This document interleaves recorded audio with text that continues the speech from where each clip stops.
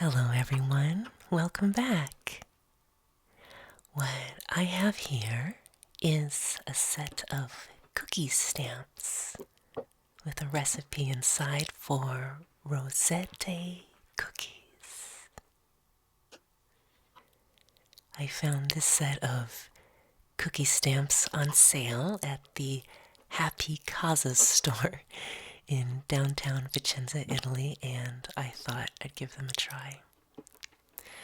So, I'm about to make some delicious Rosette Christmas cookies in a variety of shapes.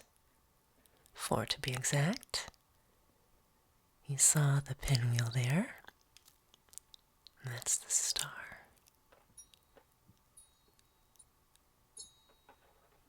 And here we have a heart.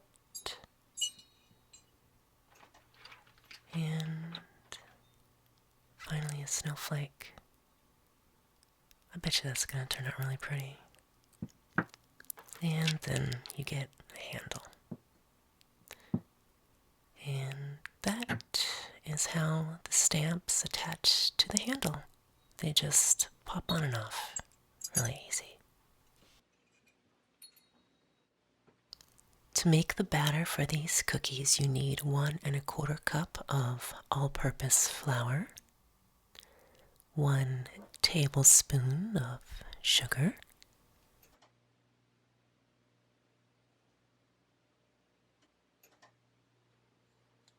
a 1/4 teaspoon of salt,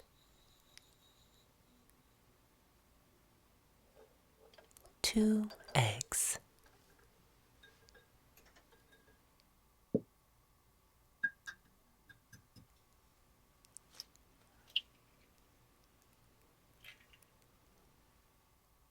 knowing me, I'm probably going to get some shell in there. I always do. Add 1 cup of milk,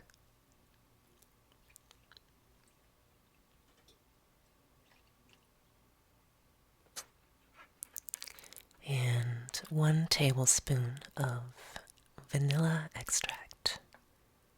The best that you can find. Makes a difference.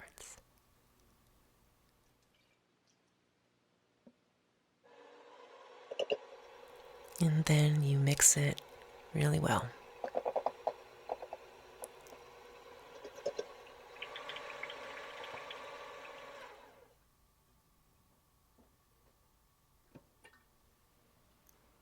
You want your batter to be thin like crepe batter. Heat enough oil in a deep pan for frying. I've got about 2.5 to 3 inches of vegetable oil in this cast iron pot here. You want your oil to get anywhere between 365 to 375 degrees Fahrenheit, but not any hotter than that, or the oil will be too hot for frying these cookies. As you can see here, I have to use a frying thermometer to make sure I'm reaching the right temperature. Once your oil is at temperature, submerge your cookie stamp in it for at least 2 minutes to preheat it. Now, I can tell you the one thing I don't like about these cookie stamps is how there's no metal neck between the stamp part and the handle. And this handle is made of nylon, so I really don't want to have that handle soaking in that hot oil. So I'm trying to hold it in such a way that just the metal stamp is submerged in that oil. Once your cookie stamp is hot enough, give it a quick dab on some kitchen paper and then quickly dip the stamp into the batter just enough to leave about 1/4 inch from the top edge of the stamp, and then dip the stamp right back into that hot oil.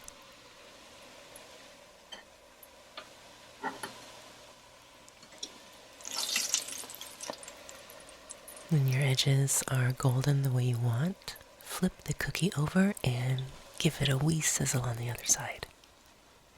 They don't take long to fry at all. And then you pull it out and put it on some kitchen paper to drain. Just like that. I probably should have flipped it the other way though, so that the hollow part is facing down.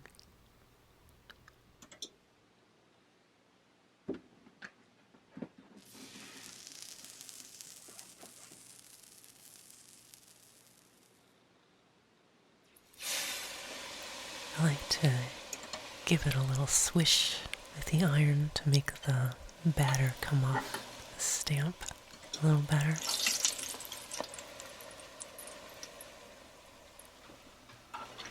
Oh, that's good.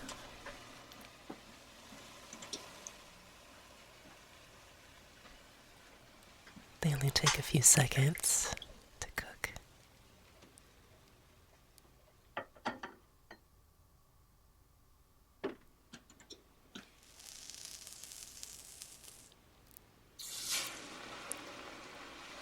Swish. Okay, I'm going to try and do more than one at a time in the oil. It's like juggling. Oh, that was getting too brown, too much.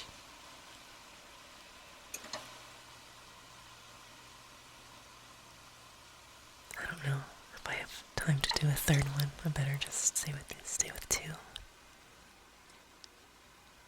And that one's done. Get that out of there.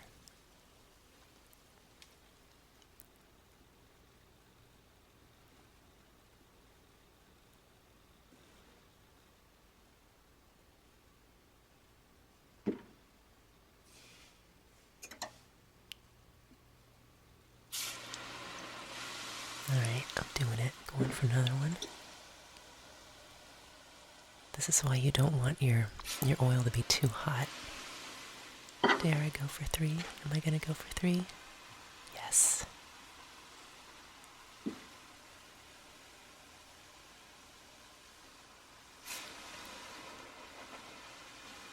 When you're going for 3, you need both hands. Oh, that was too brown. I think 3 might have been a bit much.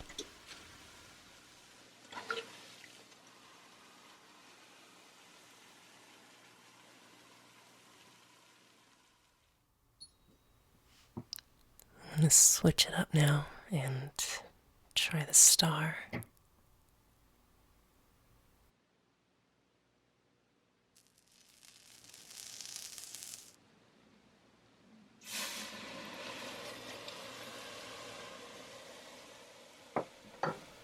So far, that looks really nice.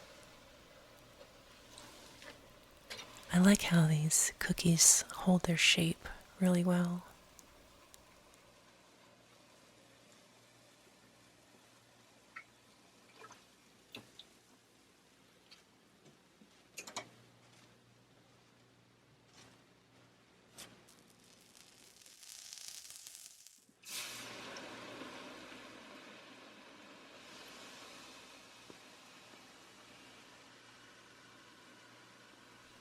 There's different versions of this type of cookie in many other cultures. There's a Norwegian version of the Rosette cookie. In fact, I think I heard that's where they originally came from, was like from the Scandinavian area.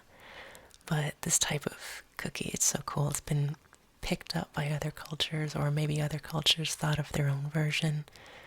I don't know, but there's of course the Italian version. There's a Malaysian type of cookie like this. There's an Indian version. And this batter is really versatile. You can change it up if you want and have a more savory cookie by just not adding sugar or vanilla. Or you can adjust the flavor profile if you want by adding other spices to the batter, like cardamom That makes a nice cookie. Or powdered ginger, that's also a really nice flavor. Or allspice, or nutmeg, or a combination of that if you want to have like a more Christmassy type flavor.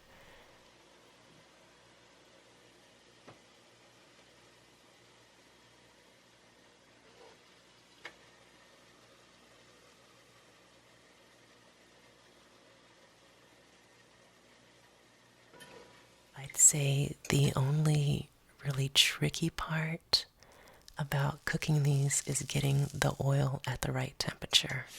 Because as you can tell by those cookies off on the right there, those sad little brown pinwheels, the temperature of the oil is getting away from me.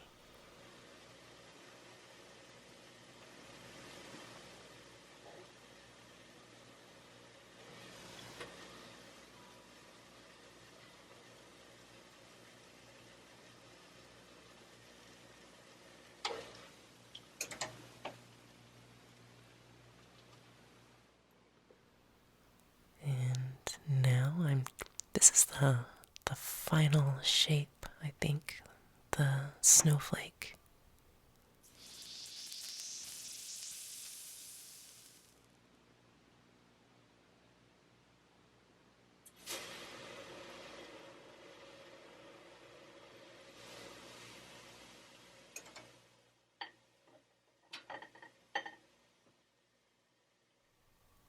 That's a really pretty shape. Look at that.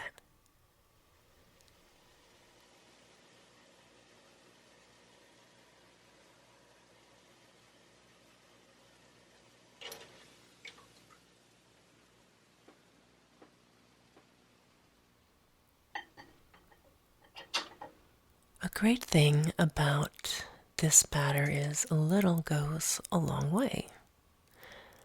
I can make about 40 cookies or so, give or take, from the amount of batter in this recipe. So it makes me look like I did more work than I did.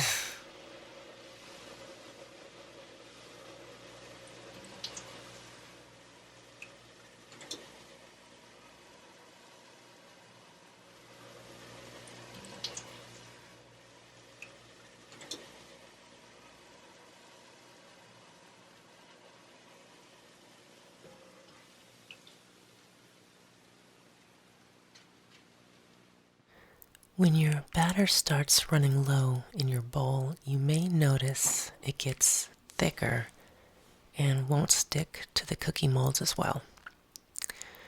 To fix that, all I gotta do is simply stir in a wee bit of milk to your batter if that happens, until your batter is the same consistency as when you started, and you are good to go.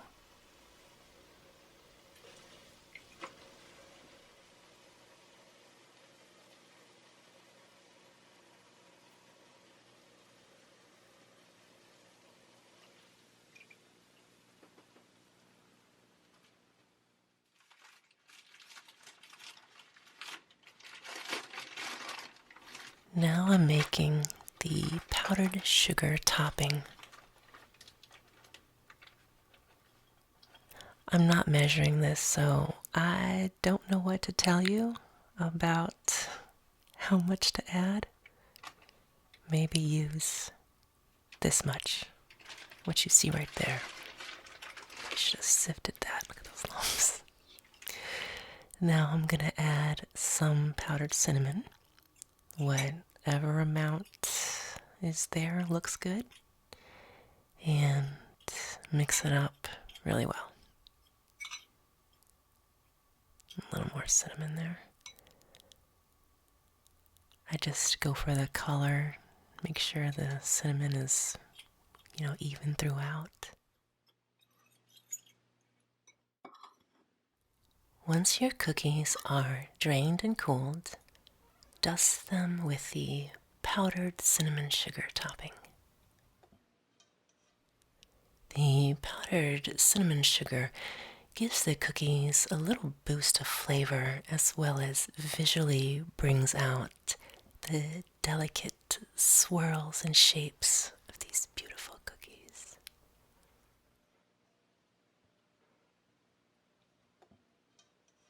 If you want to try making these Rosette Christmas cookies, I've put a link in the description below to my Amazon store where you can find some of the items I used in this video. I gotta warn you though, once you try one of these cookies, there is no way you can eat just one. They are crispy and delicate and so delicious.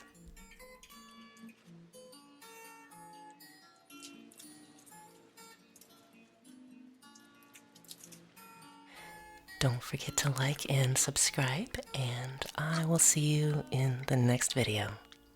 Ciao for now.